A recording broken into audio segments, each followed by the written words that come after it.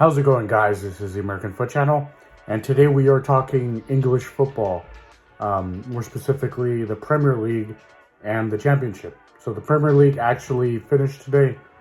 Surprise, surprise, like people like savants like myself, people knew Manchester City was going to be the champion at the end of the day. Guys, Manchester City's just levels above everyone in the Premier League. Even on their bad days, they're just that much better than everyone. And they beat West Ham 3-1 today. And then Arsenal did their job and they won against Everton, but unfortunately for them, it wasn't enough. Which, LOL, Arsenal. I knew y'all weren't going to win this season. I was very sure about that. I should have put money on this. Should have I messed up. But anyway, so Manchester City are the champions now, guys. So once again, it's been 4 in a row now. And then there's been a few more before that. Manchester City's just the dominant team in the Premier League now. I know there's always this talk about the Premier League being the most entertaining league in the world, and it really is. Most of the teams in this league are pretty damn good, except for the relegated teams this season, like Luton, Burnley, and Sheffield. Guys, on a side note, what a horrible group of teams that went up. Luton was decent towards the later part of the season, but these were just championship teams disguised as Premier League teams. But anyways, like I was saying, the Premier League is known to be entertaining. And there's always this notion about anyone could beat anyone in the Premier League. That used to be true. It's not true anymore, guys. For the most part. Anyone could beat anyone unless you're freaking Manchester City. A lot of teams do not beat Manchester City. A lot of teams have not beat Manchester City in a long time. Ever since that money came in. Everyone in the league could beat each other, like I said, except Manchester City. They're just so much more dominant. Man City, 4 in a row, guys, in a top European league that's not the Bundesliga. Like, that's pretty insane. Guys, Manchester City, like, they are the dominant team in Europe, which is mind-blowing if you're coming from 15 years ago. Like, if I went back to the past and I told someone Manchester City is going to win this many leagues, they're going to win 4 in a row at the start of the 2020s, like, you would think I'm insane. You'd be like, no, that team, they're garbage. But no, guys, here we are, Manchester City again. And guys, I mean, I can't see, even next season, even if they have departures, I can't really see a team beating them and winning the league. Arsenal's got something nice going. Chelsea kind of picked it up at the end of the season. But it's rough, guys. And, that's the way I felt at the beginning of the season. People kept trying to tell me. They kept trying to sell me on Arsenal and Spurs for some reason. And even, like, Liverpool. And I was like, guys, I can't see anyone beating Manchester City. Manchester City are just that much better than everyone. And I was right. It honestly was a lot closer than I thought it was going to be.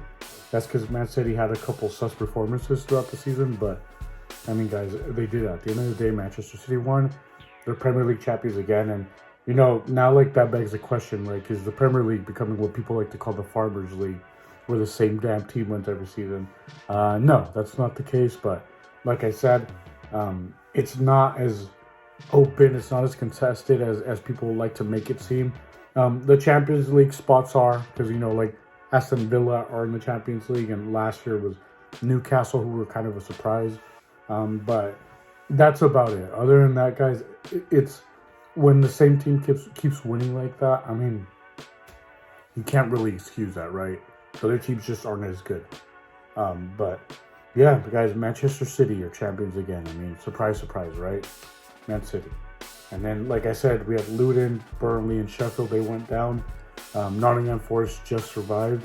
So Gio Reyna, I guess, kind of helped them. He didn't really play too much. Talking about our Americans. But yeah, guys, I mean, these teams had no business being in the Premier League. They were just not good enough.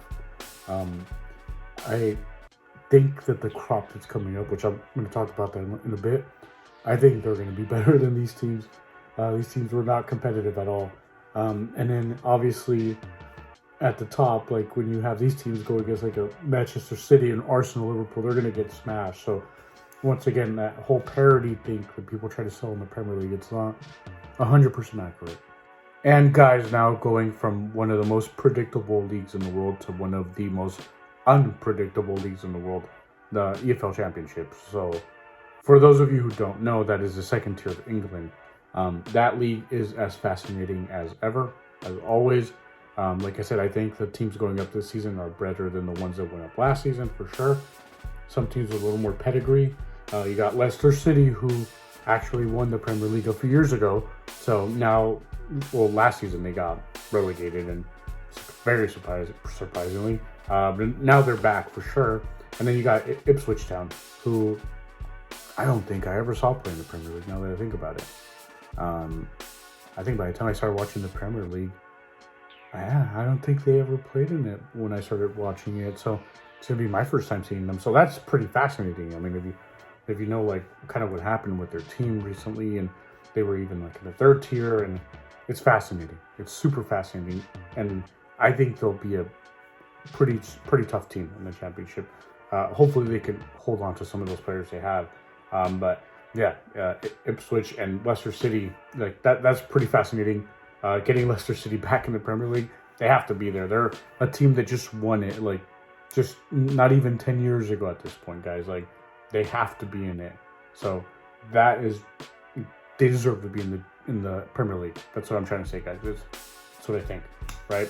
But other than that, so there's two that go up immediately. Like, they get promoted, no BS. And then the third to, is it third, 4, 5, 6? I gotta count some of this stuff sometimes before I start talking. But anyway, so third from sixth place, they actually have to go into a playoff. So American people that are watching, you're familiar with playoffs. But these playoffs, they don't really win the championship at the end of the season, but you win the right to go to the Premier League, which is, that on its own is, especially to most of these teams, it's like winning a championship. It's like almost like winning the lottery. You get that Premier League money. But anyway, so this time we had actually some heavy hitters, honestly. So we had Leeds and Norwich, who actually played in the first matchup. It was 0-0 in the first leg. In the return leg at Leeds, Leeds just went off, man. And they made Norwich look like a team that just squeaked into the playoffs. And Leeds looked like a team that should have probably gone up automatically. So, they just ran over them. Josh Sargent, American. Josh Sargent. He missed a pretty crucial chance that would have probably made it 1-1. After that, it was just pretty much all Leeds guys. And, they're probably my favorites to go up to win this. So, yeah, unfortunately, no Norwich City, no Josh Sargent in the Premier League next season, unless the team buys them. But yeah, like I said, Leeds look like they should have automatically gone up the way they performed there. And then the other matchup was Southampton, who were surprisingly relegated last season too, which I never would have thought I'd be seeing them in the championship. They played West Bromwich Albion. Same thing, 0-0 in the first leg. Second leg, Southampton very much looked like the better team. West Brom also looked like maybe they shouldn't have been in the playoffs, but I mean, fair enough to them. They made it, but yeah, they didn't look all too good there. But yeah, guys, I mean, this is a big matchup. These are two massive clubs in England, Maybe they're not like the traditional teams that win a lot, but they're big and they got big followings. Leeds at one point was in the Champions League semifinal. That I do remember. And then they were in the third tier at one point. Southampton obviously is a team that we've seen. They're pretty smart with their business. Like, we've seen them buy guys like Virgil van Dijk and Sadio Mane, and just sell them for like exorbitant amounts of money. So they're a pretty well-run team. So it was pretty shocking to see that they went down to the second tier. It's a hard matchup, man. I would not want to be either a fan of either of these teams going up against the other one, because it's really rough. But I mean, whoever wins it, like I said, they get that lucrative Premier League money. But at the end of the day, I think Leeds is probably going to win it. I think they're just a better team than Southampton for what I've seen. But it wouldn't surprise me too if Southampton did manage to win. So that's going to be a fascinating matchup next Sunday. They're going to play in Wembley. So for those of you who don't know, that's the national stadium in England. So it's going to be fascinating when they play there. But yeah, championship, guys. So yeah, we talked a little bit of Premier League, some championship, all English football theme today. But y'all let me know what you think down in the comments. Don't forget to hit the like button. Don't forget to subscribe. and y'all have a good one.